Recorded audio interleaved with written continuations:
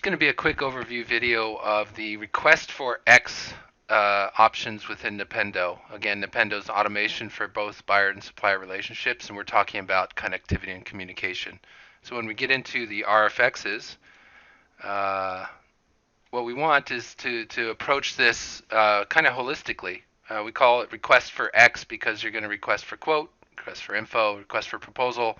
These are actually the popular ones, but there's also request for date and other kinds of things. In fact, that first one, first use case that we have is really born from the request for date sort of process. So let's look at a swim lane of this. On the buyer side, in a direct materials relationship point of view, ERP and e-procurement might be putting together the components of what the MRP would then generate in terms of exceptions. And when we talk about exceptions, we're focusing in on areas where the supplier has shared a lead time, but the MRP is asking for something that breaks that rule. So it's either a pull in or a push out. And indeed, that's what these come across as messages to suppliers is, can we pull this in even earlier than you said you could do it? I know that I'm asking this, but can you please do that? Or otherwise push it out beyond what we had agreed upon. And for suppliers, they want to absorb this as a request, not as a requirement, if you will. And there's a slight distinction there, but they would do capacity planning on their side and then respond with a proposal for rescheduling. And so this is really a request for date. And this process is use case number one that we want to take a look at. If you look at what buyer planners or category managers are doing in the middle here, is that they're looking at the proposed rescheduling and they're approving it, or they're finding an alternative source, and there's some work to be done there. On the supplier side, their sales or fulfillment people are reacting to these out of lead time requests and scrambling around to figure out what to do. All right. Another use case is that the MRP perhaps is coming out with new requirements for known parts and suppliers. So it's already settled what the price is going to be and what the part's going to be and who the supplier that is approved for something, but there's a new requirement for it. And in that case, a requisition or an order gets created, and you don't know exactly which supplier you're going to go to, so you do a spot bid or a request for quote. Those spot bids then go through a supplier's quoting process. They come back as a price quote for that particular demand. That becomes an order that's decided on and pushes back into the system. So buyers and category managers are doing a fair amount of preparation. They're sending to multiple suppliers. They're monitoring the responses from multiple suppliers, and then they're doing some quote analysis and awarding on the back end of that. Suppliers themselves are responding, obviously, to the spot bid RFQ, and then they're following up on those quotes. So the manual activities that they have to do there. So that's use case number two. Use case number three is a little bit more wild and woolly. New requirements for new parts or suppliers. So it's not just a matter of knowing who you're going to go to.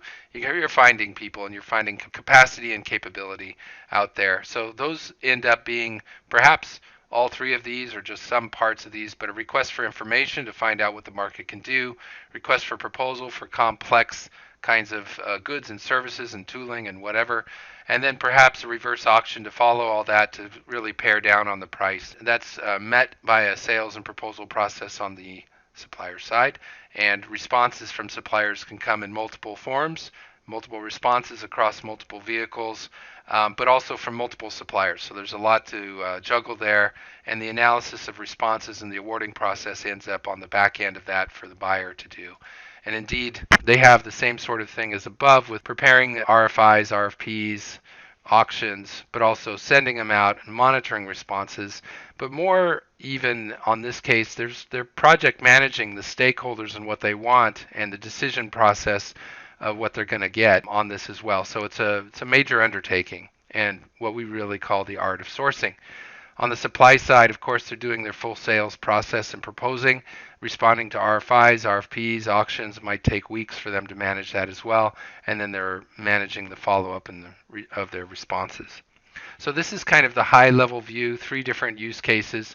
The way that we approach it with Nipendo is that we bring it into kind of three solutions as well, because some people need some and not others. So the first one is around MRP exception process and dealing with pull in and push out negotiation. So the category manager being able to approve and negotiate through a portal to be able to see things and then have that being pushed back into the back end system.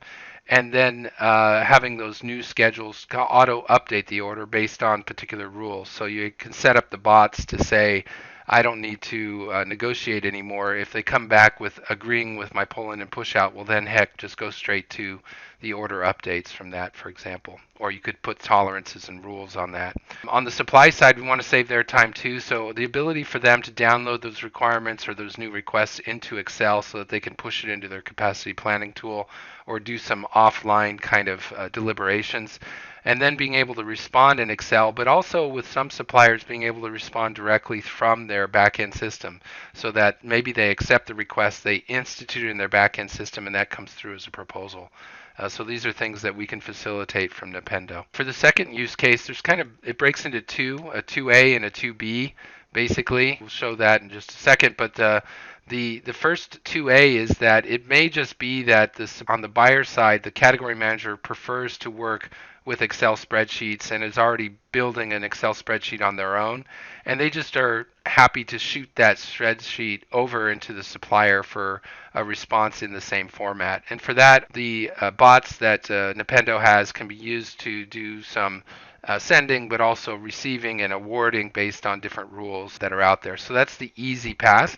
For more detailed kinds of spot bids with maybe some more documents that may need to be attached or certain circumstances that have to be met in order to proceed, you may want to manage that through a specialized portal that Nipendo can bring to you. But you can manage those details through a spot bid template that really fills in everything and then sends it out to multiple suppliers and then tracks their responses.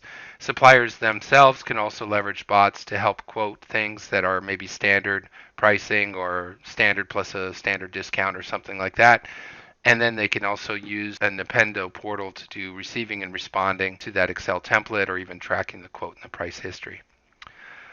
Finally, if you want to go all in and do full sourcing, there is a number of templates that are available to integrate. Integrate the ERP purchase requisition to fill in the items that need to be quoted, but then project manage multi-round RFIs, RFPs, and so on, and even customize the quote questionnaire or customize the evaluation criteria or the awarding process with multiple steps of approvals and stakeholder engagement and so on.